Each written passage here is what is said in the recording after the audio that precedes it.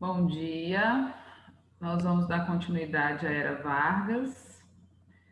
Vou compartilhar o material.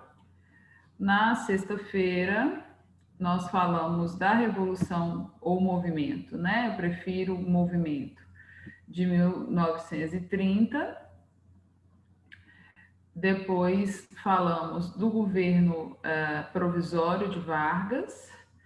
Falamos da Constituição de 1934, Vivian, você que não estava, é um momento extremamente importante, porque é uma Constituição que abre espaço, na verdade, que concretiza antigos debates, né? Ela traz o voto feminino, ela traz as primeiras leis trabalhistas, traz o Código de Minas e das Águas.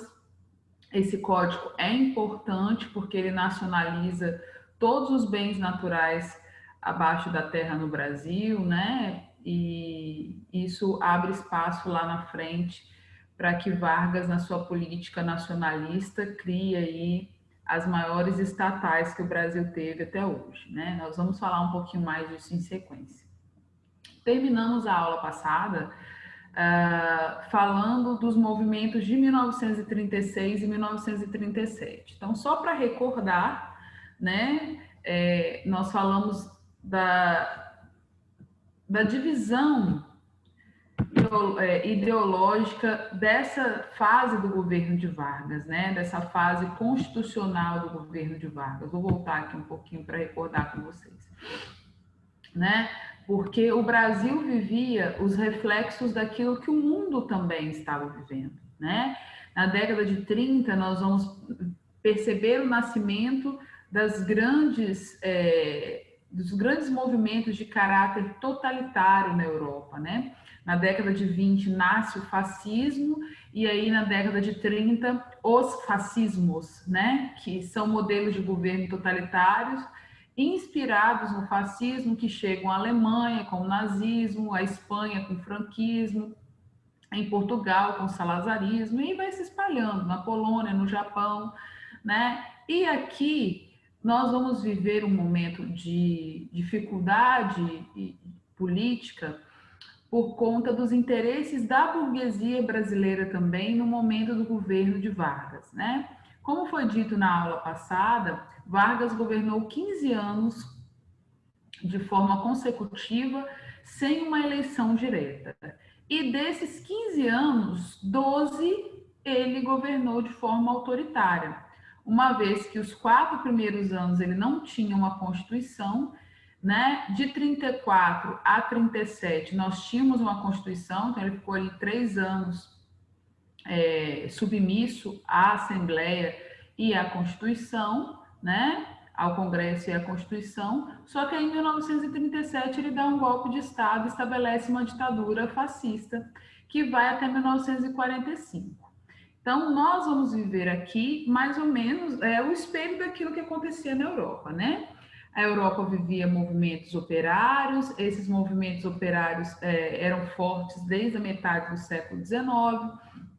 No início do século XX, duas correntes vão entrar, duas correntes antagônicas, né, de pensamentos totalmente diferentes, antagônicos é isso, vão entrar em conflito, e aqui no Brasil nós vamos presenciar o nascimento de dois partidos, a e B, a Ação Integralista Brasileira, que é construída pelo escritor Plínio Salgado, um escritor ativo no Brasil na época, inclusive eu disse para vocês que ele participa da Semana da Arte Moderna de 22, e o Plínio Salgado, junto com os participantes da Ação Integralista Brasileira, ele defendia um governo autoritário, nacionalista e antifascista. Então, quem se simpatizava com esses ideais dele? A burguesia, principalmente a burguesia industrial, que dia a dia enfrentava os conflitos com os operários brasileiros, né? Sedentos aí de melhorias em suas condições de trabalho e de vida. Por outro lado, vai nascer um outro grupo, uma outra aliança política chamada ANL, Ação Nacional Libertadora, inspirada nos ideais comunistas. Deixa eu explicar isso aqui um pouquinho para vocês, porque às vezes vai dar uma confusão. O Brasil já tinha um partido comunista. O Partido Comunista Brasileiro, ele é de 1922, é do mesmo ano da União Soviética, a criação da União Soviética. No mesmo ano nasceu o Partido Comunista no Brasil. Contudo, a ANL agora é uma nova corrente.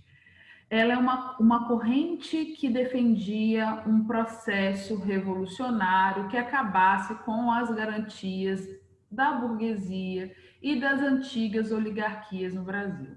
Quem vai liderar a ANL, que era um movimento de caráter comunista? Luiz Carlos Prestes.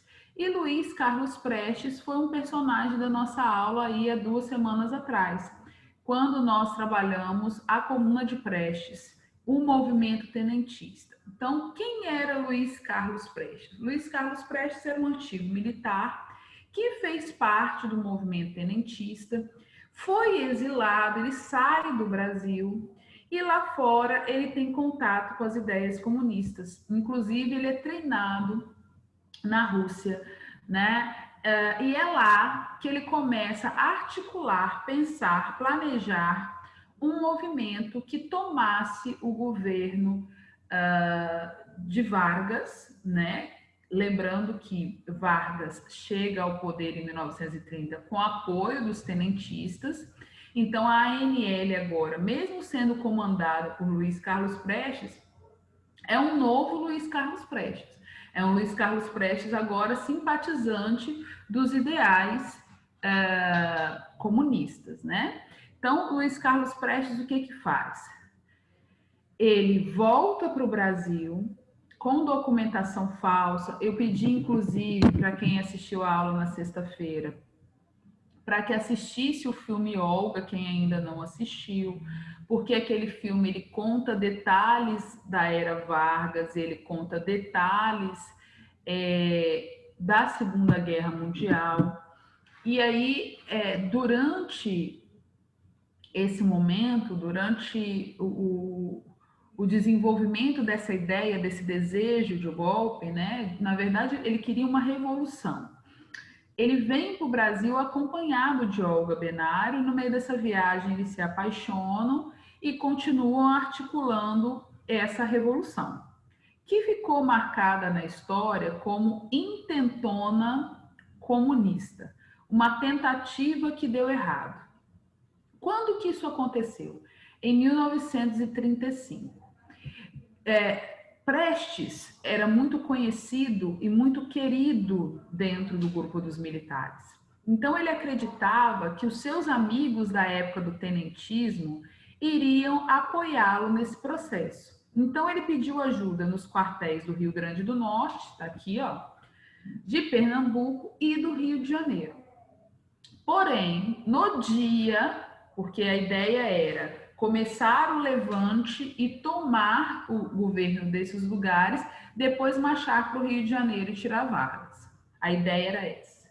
No dia do levante foi descoberto, e aí a polícia de Vargas, né, comandada por Vargas, consegue aí prender parte desse grupo. Dias depois, Luiz Carlos Prestes também é preso.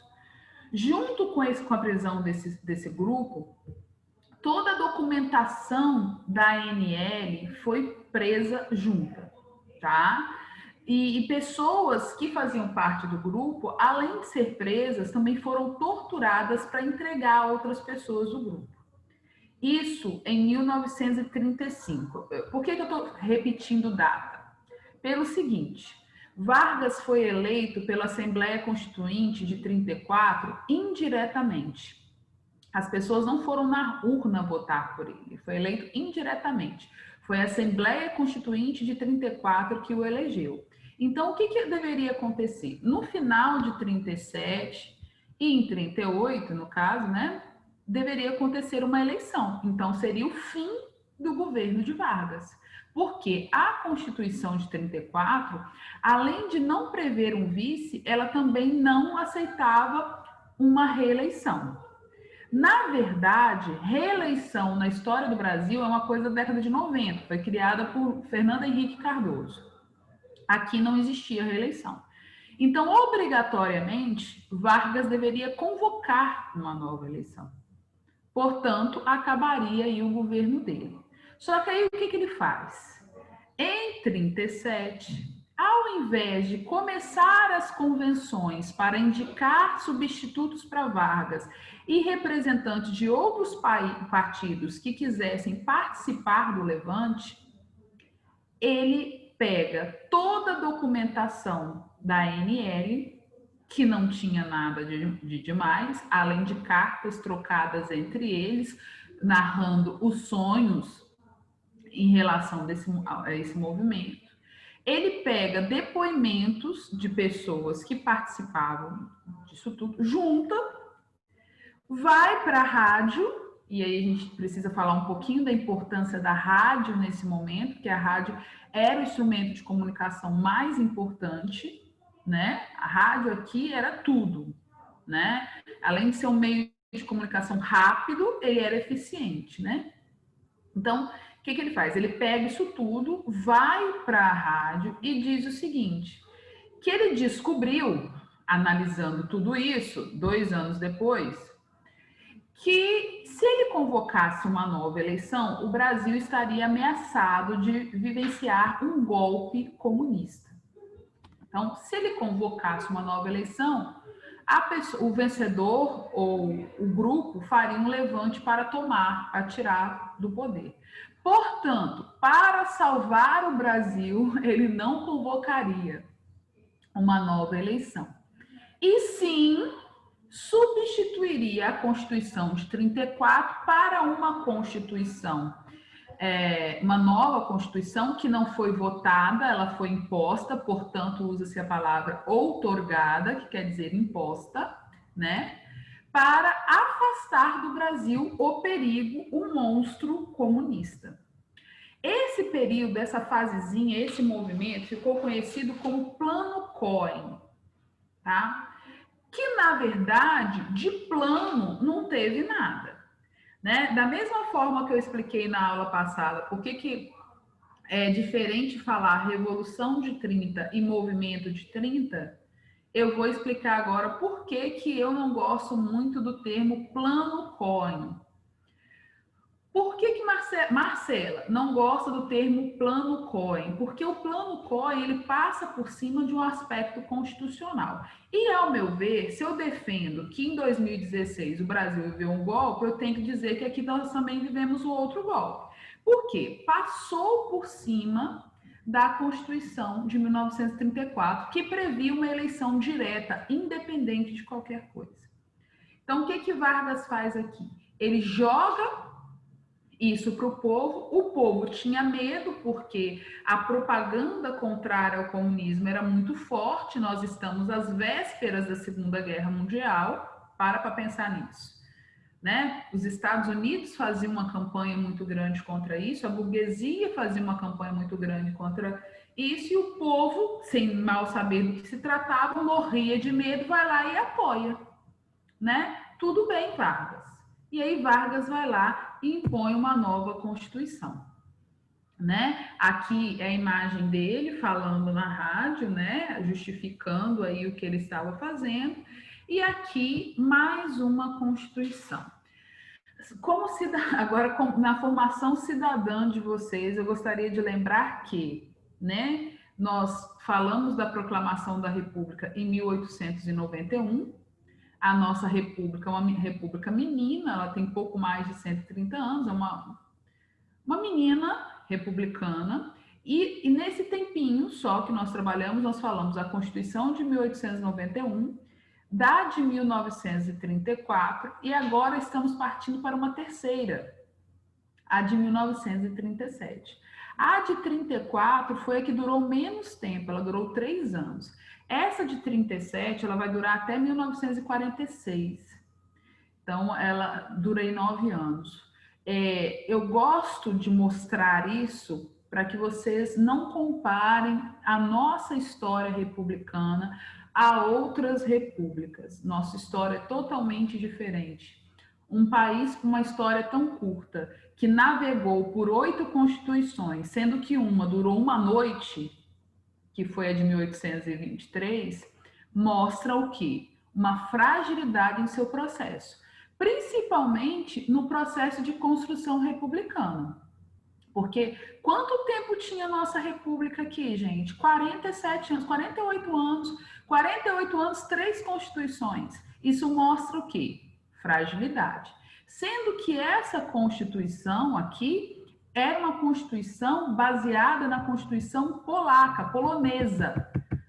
Uma constituição de base fascista. Tá? Então, nesse momento aqui, tudo que ele tentou disfarçar antes de autoritarismo fica claro. Vargas se coloca como um governante autoritário. Olha as características dessa Constituição, presta atenção. Né? Primeiro, ela foi outorgada. Todas as vezes que uma Constituição for outorgada, quer dizer que ela foi imposta. Infelizmente, o Brasil viveu isso por 3 vezes, tá? Ela foi imposta. Não houve uma votação. As pessoas não foram, não deram opinião, a Assembleia não foi formada, o Congresso não participou. Então, se ela é outorgada, ela é imposta, ela já narra um processo ditatorial, ok? Baseada na Constituição fascista, com uma estrutura corporativa. O que quer dizer isso? As instituições do Estado não tinham independência. Elas estavam, assim, todas atreladas mesmo, né, de forma bem centralizadora. A censura era prévia. Censurar é impedir com que as pessoas falem, cantem, interpretem, publiquem aquilo que elas pensam. Quando eu falo de censura prévia, é antes mesmo de ser colocada a público, tá? À imprensa, ao cinema e ao rádio. Instituiu o estado de emergência. Nesse estado de emergência, ele decreta terrorismo qualquer ação contra o Estado. Então, se você era um adversário político dele, você acaba sendo aí acusado como um terrorista, né? Isso para quê? Para justificar um item da Constituição que era a pena de morte. Então, se algum dia alguém te perguntar se o Brasil já teve pena de morte, você vai dizer que sim, de 37 a 45. Mas que, neste momento, o Brasil vivia um governo de caráter fascista, chamado Estado Novo, ou ditadura de Vargas, né? Fim do princípio de harmonia e de independência entre os 3 poderes, executivo, legislativo e judiciário. Quando nasce a nossa república, nascem independentes. Os 3 poderes são independentes. Só que durante o Estado Novo, com a polaca, o executivo era o órgão supremo. Uma vez sendo o órgão supremo a autoridade máxima, ele fecha o Congresso. Que mais uma vez caracteriza uma ditadura, né? Extinção dos partidos políticos. Todos os partidos políticos ficam suspensos, extintos nessa época, são fechados. Unipartidarismo, no caso o partido dele, seria também um processo de ditadura, correto? Marcela, esses partidos deixaram de existir? Não, gente. Nenhum partido deixa de existir porque foi colocado em prática um governo autoritário. Na verdade, o que vai acontecer aqui é que a ideologia vai continuar forte, porém marginal. Esses encontros permanecerão, mas permanecerão de forma marginal. Foi o que aconteceu, por exemplo, com o Partido Comunista Brasileiro nesse momento, tá? A restrição de greves, né? Ele proíbe alguns tipos de greve, e nessa Constituinte ele também organiza uma nova justiça do trabalho. O objetivo aqui mesmo era que a população se contentasse com a CLT e que evitasse novos movimentos contrários ao Estado. Para fechar essa primeira parte, antes de falar do Estado Novo especificamente, eu gosto muito de trabalhar essa charge. Porque essa charge aqui, ela pode ser uma questão, para quem vai fazer discursivo, ela pode ser uma questão só e dá para trabalhar a era praticamente toda, né? São ali 8 imagens, onde a expressão de Vargas vai mudando de acordo com o ano. É importante demais guardar essa imagem, tá? Então, eu vou me adeter a alguns detalhes dela. Em 1930, ele está muito sorridente e é a única imagem que a roupa dele está diferente. Ele traz aqui um lenço gaúcho. Inclusive, ontem foi o dia do gaúcho, né? O dia do orgulho gaúcho. Ele traz esse lenço. E isso tem um significado, porque ele chegar ao poder significava o fim do poder das oligarquias paulistas e mineiras, e agora o Brasil tinha um gaúcho no poder que estava representando a Aliança Liberal. Então, esse lenço tem esse significado, ele está extremamente feliz. Aí a gente entra naquele momento do provisório que eu falei para vocês na aula passada, do que significa provisório e do que foi provisório para ele, para o governo dele. Em 31, ele já não está com lencinho. Por que ele não está com lencinho? Lembra da ideia de estado de compromisso, que agora ele atenderia as necessidades de todas as oligarquias, não só daquelas que mandaram durante muito tempo? Então, ele tira aquele lencinho. Em 32, o rosto dele, a expressão já fecha, ele já fica com a cara mais autoritária, a mão, né, na cintura, por conta da Revolução de 1932. A Revolução ou Movimento Paulista de 32, que foi aquela guerra entre os paulistas e o governo de Vargas, que acabou com a derrota paulistana. Contudo, nós tivemos aí uma nova Constituição, correta? Em 33 ele já está felizinho, em 34 ele está sorridente, por quê?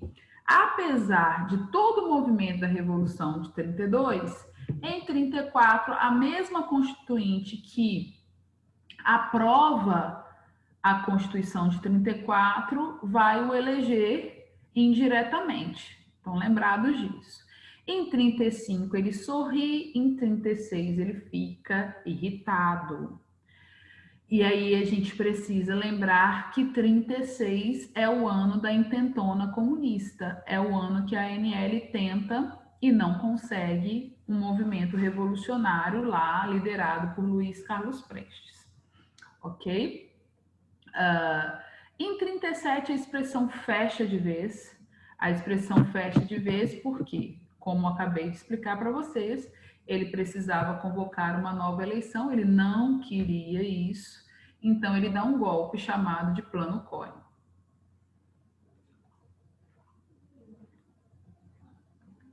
Entendido até aqui? Eu posso continuar?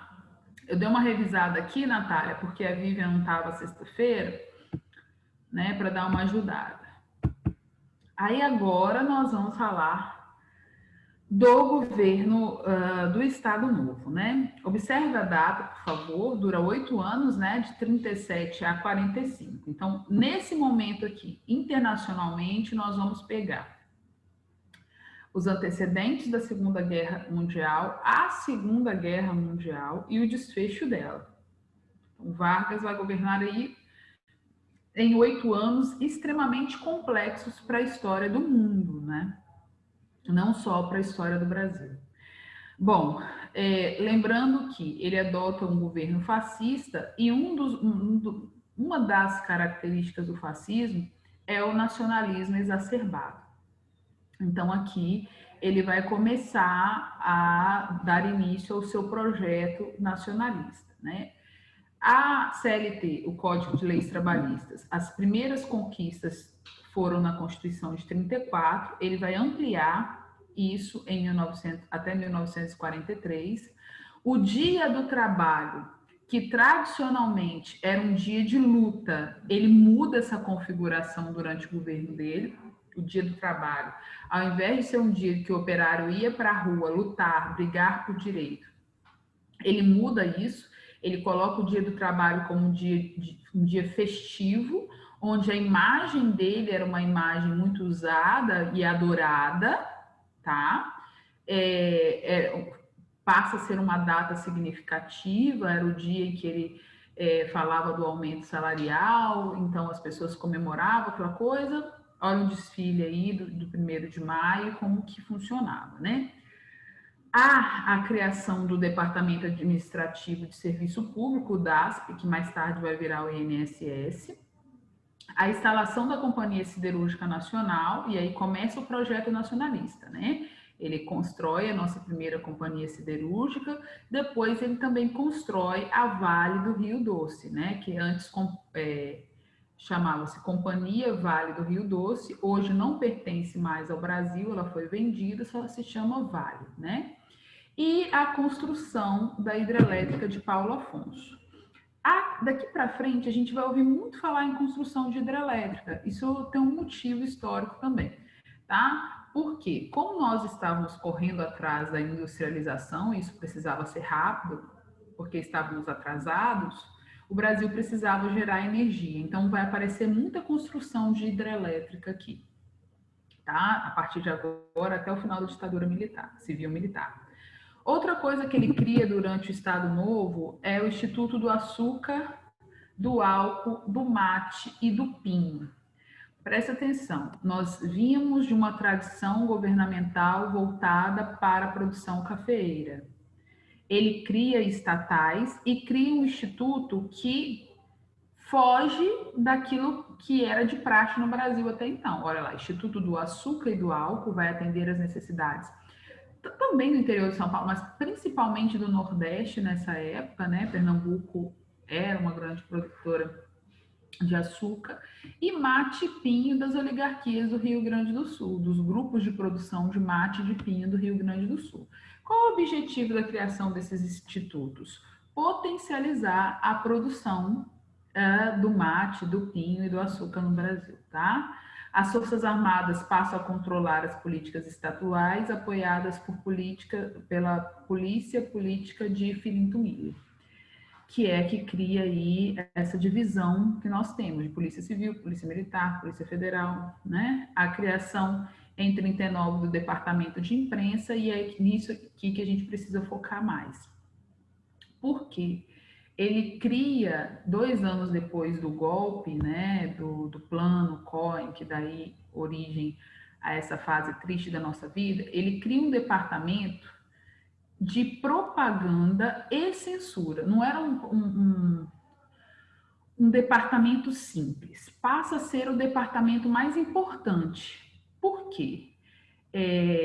Um líder autoritário, de base fascista, ele precisa trabalhar constantemente em cima da construção de uma boa imagem, para que essa imagem não seja questionada, para que essa imagem chegue principalmente a quem? A massa. Nós estamos falando de um país que nessa época tinha mais de 75% da população analfabeta, gente. Então a rádio e as placas, as apostilas que chegavam às crianças, as cartilhas, elas precisavam construir uma imagem boa de Vargas. Quem vai fazer isso? O DIP.